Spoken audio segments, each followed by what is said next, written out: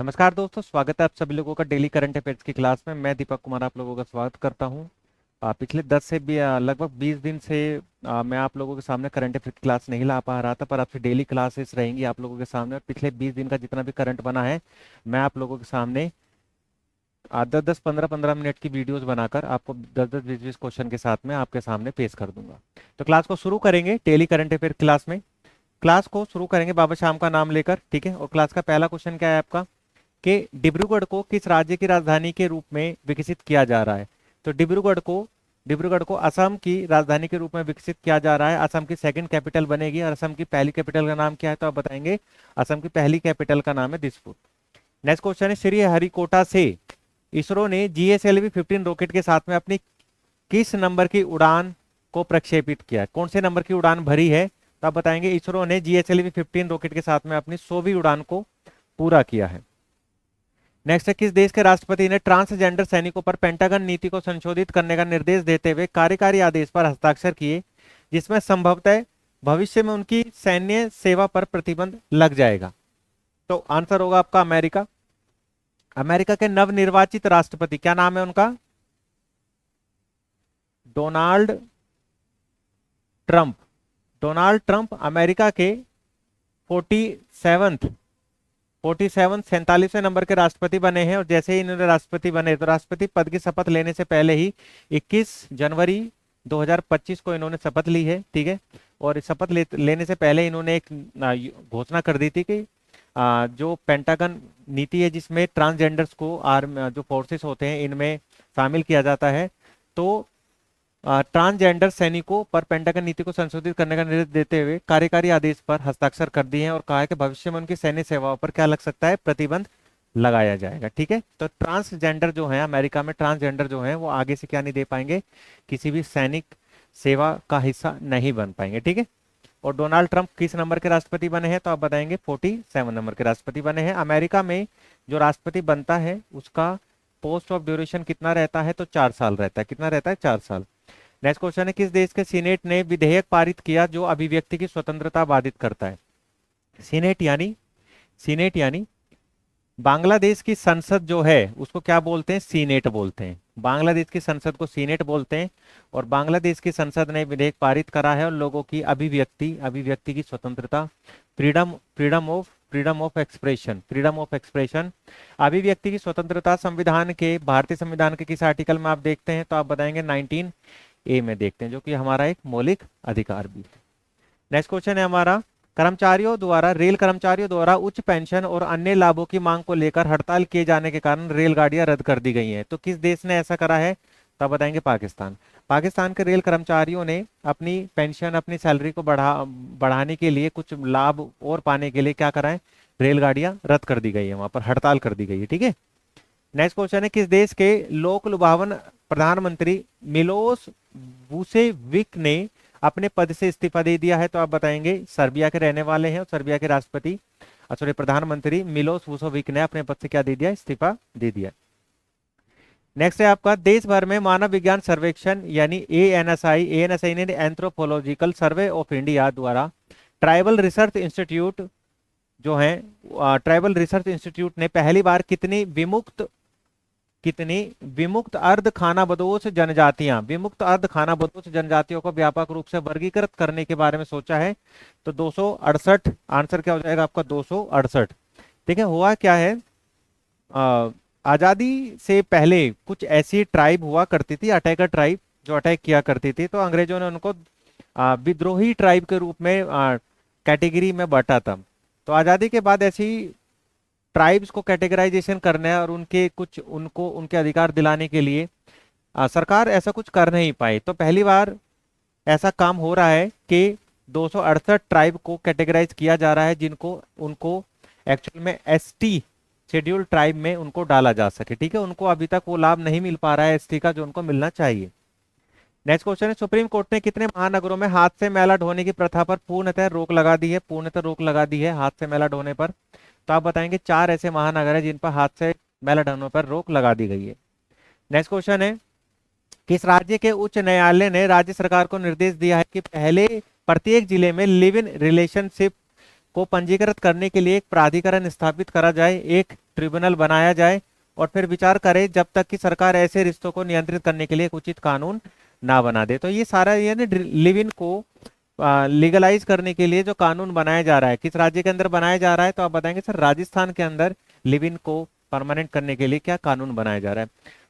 आप याद रखिए यूसीसी लो, यूसीसी लो, यूसीसी जो है एक कानून बन गया है और किस राज्य ने यूसीसी बिल को एक्ट बना दिया है, तो आप बताएंगे यूसीसी एक्ट जो है उत्तराखंड ने पास कर दिया है। उत्तराखंड भारत का पहला राज्य बन गया है जिसने यूसीसी को पास किया है। भारत में गोवा के अलावा उत्तराखंड भारत का पहला ऐसा राज्य बना है जिसमें आजादी के बाद यूसीसी लागू किया गया है, क्योंकि गोवा जो है उसमें पहले से ही यूसीसी लागू था आजादी से पहले से, क्योंकि पोर्तुगीज गोवा जो है पोर्तुगीज के कंट्रोल में आया करता था। तो 1961 में जब पोर्तुगीज भारत को छोड़ के गए, गोवा को छोड़ के गए, तो यूसीसी ऑलरेडी उसके अंदर फॉर्म करके गए थे। पर आजादी के बाद भारत में सिर्फ उत्तराखंड ही ऐसा राज्य बना है जिसने पहली बार यूसीसी यानी यूनिफॉर्म सिविल कोड को लागू करा है। और यूसीसी लागू होते के साथ ही उत्तराखंड के अंदर जो लिव इन है ना, लिव इन रिलेशनशिप जो है उसको कानूनी मान्यता मिल गई है। ठीक है, नेक्स्ट, जुंटा के नेतृत्व वाले देश माली, नाइजर और बुर्किना फासो ने 1 साल से ज्यादा समय तक चले कूटनीतिक तनाव के बाद आधिकारिक तौर पर पश्चिम अफ्रीका के किस मुख्य राजनीतिक और व्यापारिक समूह को छोड़ दिया है, तो आप बताएंगे ECOWAS यानी economic community of West African state. ठीक है, याद रखेंगे। और ये माली, नाइजर, बुर्किना फासो ये तीनों कंट्री किस ग्रुप से जुड़े हुए थे, तो आप बताएंगे जुंटा। किससे जुड़े हुए थे? जुंटा। नेक्स्ट है एशिया भर में करोड़ों लोग चंद्र नववर्ष मनाते हैं क्योंकि ड्रैगन के वर्ष को अलविदा कहा जाता है और सांप के वर्ष की शुरुआत होती है। तो यह त्योहार किस देश में मनाया जाता है? यह त्योहार किस देश में मनाया जाता है? चाइना, ताइवान, साउथ अफ्रीका या ऑल ऑफ दिस? तो आप बताएंगे ताइवान। आप किसमें बताएंगे? ताइवान। आप ड्रैगन को ये मत समझ लेना कि चाइना है, देखिए, क्योंकि यहाँ पे सांप के नववर्ष की शुरुआत होती है, ड्रैगन वर्ष खत्म होता है, तो आंसर क्या हो जाएगा आपका? ताइवान। नेक्स्ट, रवांडा समर्थित किस विद्रोही समूह ने कोंगो लोकतांत्रिक कांगो एक कंट्री है जो कि साउथ अफ्रीका में है और रवांडा भी एक कंट्री है, दोनों आपस में बॉर्डर टच करते हैं, गणराज्य के पूर्वी भाग के सबसे बड़े शहर गोमा पर कब्जा कर लिया है जिसमें उसका हवाई अड्डा भी शामिल है। तो किस ग्रुप ने करा है? तो आंसर आ जाएगा आपका M23। M23 एक प्राइवेट ग्रुप है जिसको हायर किया जाता है किसी दूसरे को डिस्ट्रॉय या बर्बाद करने के लिए। ठीक है, तो M23 जो है किस कंट्री से जुड़ा हुआ है? तो आप बताएंगे रवांडा से जुड़ा हुआ है। ठीक है, रवांडा से जुड़ा हुआ है। तो एग्जाम में कई क्वेश्चन कैसे भी घुमा के आ सकता है कि M23 क्या है? एक रेबेल ग्रुप है। या रवांडा का रेबेल ग्रुप का नाम क्या है जो हाल ही में खबरों में छाया हुआ था? तो आप बताएंगे M23। ठीक है, नेक्स्ट, स्टीव स्मिथ श्रीलंका के खिलाफ गोल में खेले जा रहे पहले टेस्ट मैच के पहले दिन 10,000 टेस्ट रन बनाने वाले चुनिंदा बल्लेबाजों में से शामिल हो गए हैं। यह उपलब्धि हासिल करने वाले 15वें और ऑस्ट्रेलिया के खिलाड़ी बन गए हैं। तो ये उपलब्धि हासिल करने वाले वो 15वें खिलाड़ी बन गए हैं। ठीक है, दुनिया के। और ऑस्ट्रेलिया के कौन से नंबर के खिलाड़ी बने हैं? तो ऑस्ट्रेलिया के चौथे नंबर के खिलाड़ी बन गए हैं। स्टीव स्मिथ ऑस्ट्रेलिया के चौथे ऐसे खिलाड़ी बने हैं जिन्होंने 10,000 रन पूरे करे हैं। किसमें करे हैं? टेस्ट मैच में। ठीक है, नेक्स्ट, हाल ही में किस देश के नागरिक विमान और सैन्य हेलीकॉप्टर में टक्कर से 67 लोग मारे गए? हाल ही में किस देश में ऐसी घटना हुई है कि जहां पर नागरिक विमान और जो पब्लिक ठीक है, नागरिक विमान और सैन्य विमान दोनों में टक्कर हुई और लगभग 67 लोग मारे गए? तो आंसर होगा आपका अमेरिका। आंसर क्या हो जाएगा आपका? अमेरिका हो जाएगा। ठीक है, नेक्स्ट, गगनयान मिशन के लिए चुने गए 4 अंतरिक्ष यात्रियों में से एक ग्रुप कैप्टन शुभांशु शुक्ला अंतरराष्ट्रीय अंतरिक्ष स्टेशन यानी ISS के लिए किस मिशन के पायलट होंगे? तो ये सुधांशु शुक्ला जो होंगे वो किस मिशन के पायलट होंगे? आप बताएंगे ऑक्सिम 1। किसके होंगे? ऑक्सिम 1 के होंगे। नेक्स्ट है आपका, भारतीय रेलवे में अपनी तरह का पहला हार्ट वाल्व बैंक पेरम्बूर स्थित किस राज्य के रेलवे अस्पताल में स्थापित किया जाएगा? तो भारतीय रेलवे में अपनी तरह का पहला, याद रखेगा जो पहला जो भी चीज होती है काफी इंपॉर्टेंट रहती है एग्जाम में। ठीक है, तो पहला heart valve bank heart wall bank कहाँ पर स्थापित किया जा रहा है? केरल, तमिलनाडु, कर्नाटक, आंध्र प्रदेश। कहाँ पर स्थापित किया जा रहा है? तो आप बताएंगे तमिलनाडु के अंदर। कहाँ पर? तमिलनाडु के अंदर। नेक्स्ट है, किस देश की सरकार ने व्हाट्सएप गवर्नेंस प्लेटफॉर्म मन मित्र, कौन सा है? किस देश की सरकार ने व्हाट्सएप गवर्नेंस प्लेटफॉर्म मन मित्र यानी हमारा मित्र लॉन्च किया, जो 161 नागरिक केंद्रीय सेवाएं प्रदान करेगा? तो किस सॉरी, ये देश नहीं है, क्या है? राज्य है। क्या है? राज्य। तो किस राज्य ने चालू करा है? आंध्रा, तमिलनाडु, कर्नाटक, केरला। तो क्या है यहाँ पर? मन मित्र की बात हो रही है। ठीक है, किसकी बात हो रही है?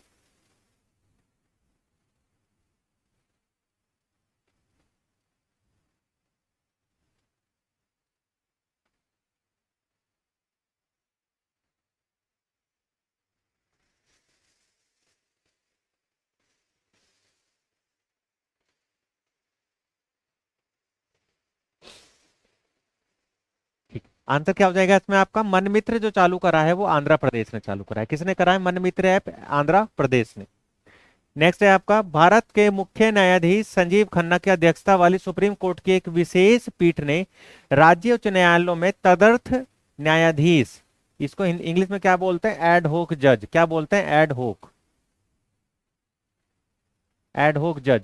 एड होक जज की नियुक्ति के मामले में कितने प्रतिशत बाध्यता को समाप्त कर दिया है? कि इतने परसेंट जो एड होक जजेस हैं सिर्फ वही अपॉइंट हो सकते हैं, बाकी नहीं। तो सिर्फ 20% हुआ करता था और इसको खत्म कर दिया गया है। ठीक है, नेक्स्ट है, भारतीय नौसेना के अधिकारी लेफ्टिनेंट कमांडर दिलना के और रूपा ए आईएनएस तारिणी पर सवार होकर पृथ्वी पर सबसे दूरस्थ स्थान पॉइंट नीमो से गुजरे। यह स्थान कहां पर है? South Pacific, north Pacific, east Pacific या south Pacific? South, east, north और ये हो जाएगा वेस्ट। ये क्या हो जाएगा? Waste Pacific. तो आंसर क्या हो जाएगा आपका? पॉइंट निमो जो है न्यूजीलैंड के पास में है, न्यूजीलैंड के, और ये साउथ पैसिफिक वाले इलाके में पड़ता है। ठीक है भाई।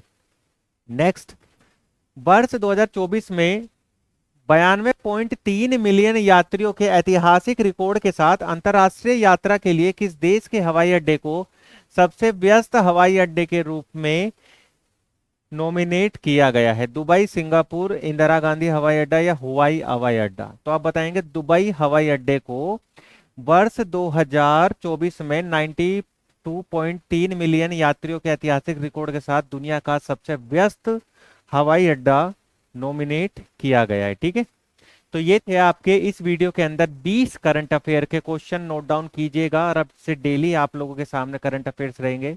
अब अगली वीडियो में मिलते हैं अगले करंट अफेयर क्वेश्चन के साथ में। अभी के लिए विदा दीजिए, धन्यवाद।